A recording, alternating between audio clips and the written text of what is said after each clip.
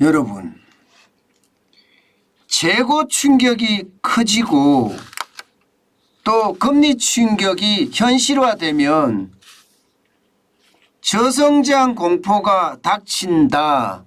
이게 요즘 시장의 이야기입니다. 그만큼 말입니다. 저성장의 고물가, 스태그플레이션의 공포가 점점 현실화돼 간다는 이야기입니다. 여러분, 이 지표 한번 보세요. 상반기 삼성전자 제품 재고 증가율입니다. 작년 대비해 보면 말입니다. 무려 110.5%나 늘어났습니다. 100%도 아닙니다. 110.5%가 늘어났어요. 쉽게 말하면 제품들이 지금 안 팔린다는 이야기잖아요. 게다가 삼성전자잖아요. 그러면 전 세계에서 제품이나 완제품이 안 팔린다는 이야기가 됩니다. 국내만 이야기하는 게 아니에요. 그것도 재고량이 이게 뭐 100%도 아니고 100%만 2배인데 그죠? 100%도 아니고 110.5%까지 늘어나는 것은 이것은 저성장의 징조다.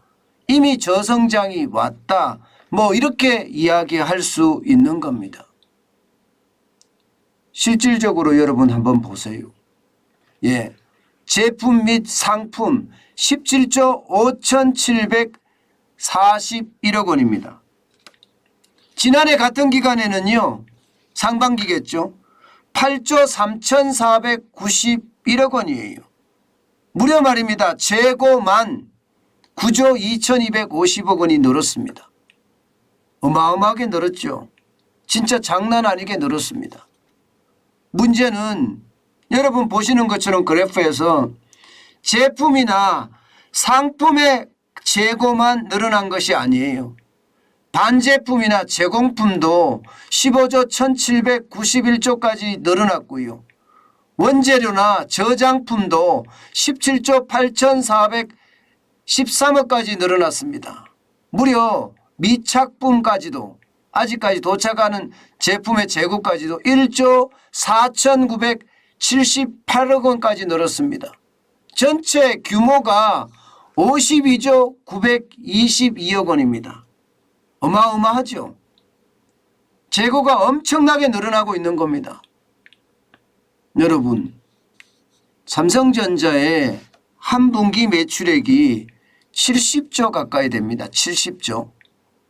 그런데 재고가 52조 922억 원까지 갔으면 이게 매출만큼 점점 커진다 이렇게 이야기할 수도 있겠죠. 그러니까 재고가 이렇게 지금 많아지니까 이거 뭐지? 이거 경기 침체 신호탄 아닌가 지금 이렇게 이야기하고 있습니다. 삼성전자만 늘어난 것은 아닙니다. LG전자도 지금 재고 자산이 전년 동기 대비해서 1조가량 늘었고요. SK하이닉스도 1조가량 늘었습니다. 계속해서 재고가 늘어나는 거죠. 그러면 여러분 재고가 늘어나면 늘어날수록 이게 공장 가동률이 떨어질 수밖에 없겠죠. 공장 가동률이. 실제로 말입니다. 공장 가동률을 굉장히 많이 떨어뜨리고 있습니다. 지금 당장 말입니다. TV 영상기기 생산 라인 가동률은요. 63.7%까지 떨어졌습니다.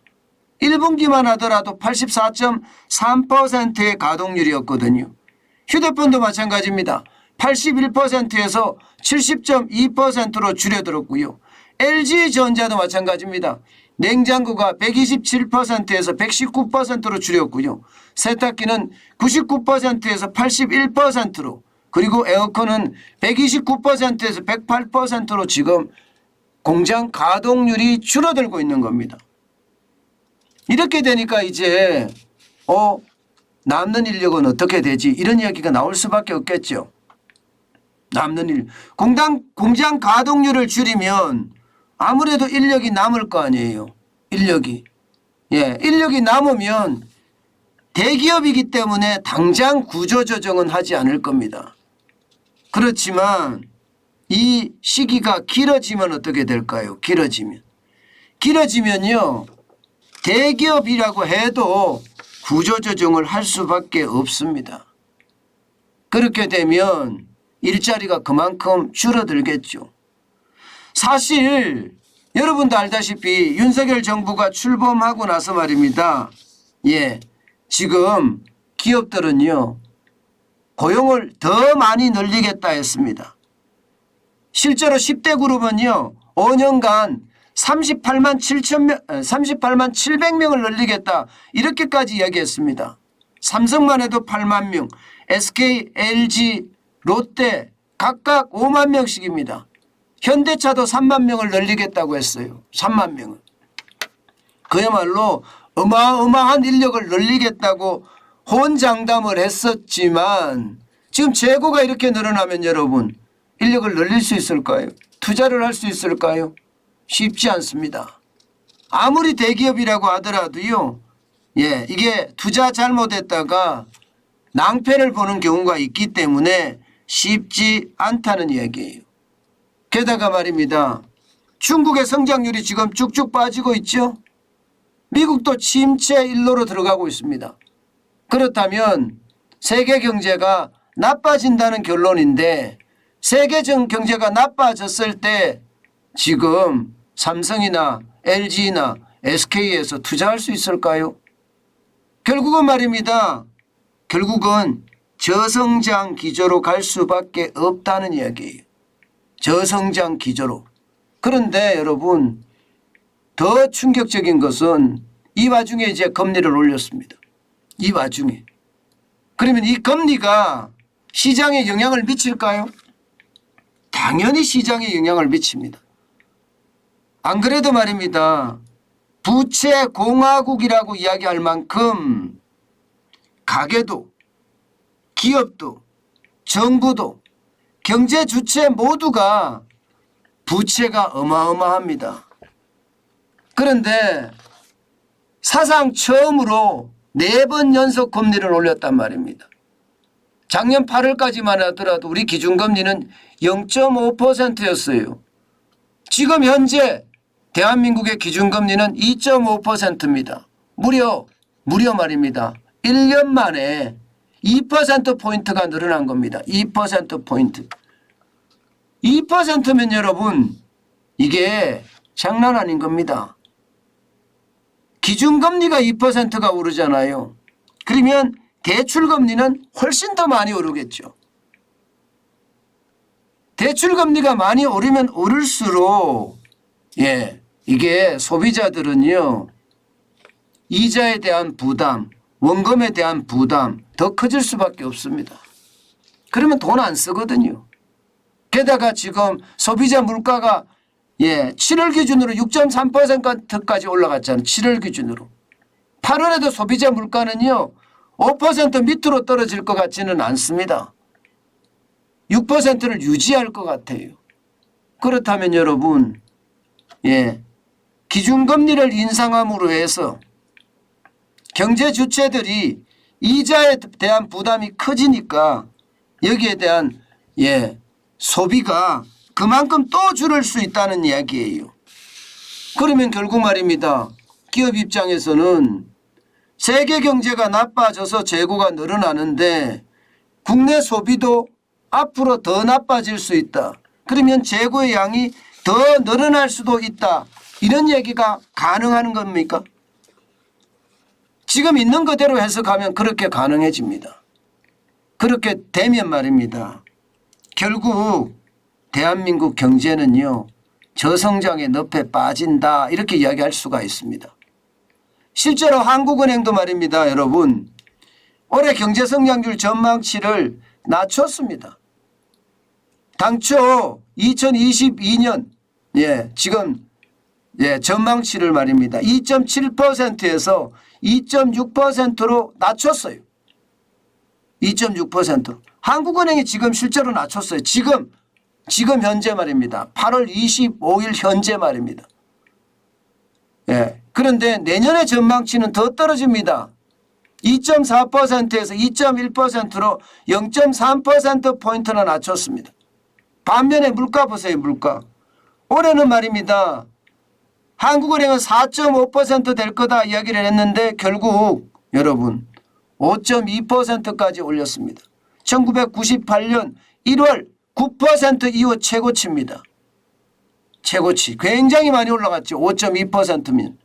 그러면 결국 말입니다. 올해 2.6% 성장에 5.2%의 물가라는 뜻이잖아요. 그러면 저성장의 고물가가 지금 실제로 일어나게 되는 거죠. 실제로 일어나게 되는 겁니다. 올해만 하더라도 말입니다. 그런데 내년에 가면 이게 더 심각해집니다. 내년에 가면 지금 현재까지 보면 말입니다. 내년에 성장률 전망치는 2.1로 낮췄습니다. 그런데 물가 상승률 전망치는 3.7로 높였습니다. 무려 말입니다. 2.9에서 3.7로 높였으니까 지금 얼마를 높인 겁니까? 0.8%포인트를 높인 거잖아요. 그러면 2%대의 저성장에 3.7%의 고물가예요. 물론 이걸 가지고 뭐 어마어마한 스태그플레이션이 온다 이렇게 이야기할 수는 없지만 분명한 것은요. 스태그플레이션의 징조가 보이고 있는 거예요. 스태그플레이션이 제일 위험한 게 저성장 고물가잖아요. 저성장 고물가가 되는 이유가 소비가 무너지기 때문이거든요. 지금 우리가 딱 그 짝입니다. 금리는 올라가죠. 여기다가 부채에 대한 부담은 커지죠. 그러니 원금이나 이자는 못 갚을 수도 있다는 그런 두려움까지 있잖아요. 그러면 소비는요 그만큼 떨어질 수밖에 없는 게 현실이에요. 저는 벌써 말입니다. 벌써 지금 현재 대한민국에는 말입니다. 저성장 고물가의 초입, 스태그플레이션의 초입에 이미 저는 도착했다고 생각합니다. 제가 제목을 쓸 때 결국 스태그플레이션 온다 이렇게 앞으로 올 것처럼 썼지만 사실은요 현재 저성장의 고물가 상황이 지속되고 있고요. 이것이 말입니다. 깊이가 더 깊어질까 두렵다는 뜻이 되는 겁니다. 현재까지 한국은행 그래도 보수적으로 잡았다고 저는 봅니다. 지금 물가라든가 성장률 저하에 대한 여러 가지 지표들을 보면 격차는 더 벌어질 것으로 보이거든요. 올해 2.6이 아니라 2.4 정도 성장을 하고요.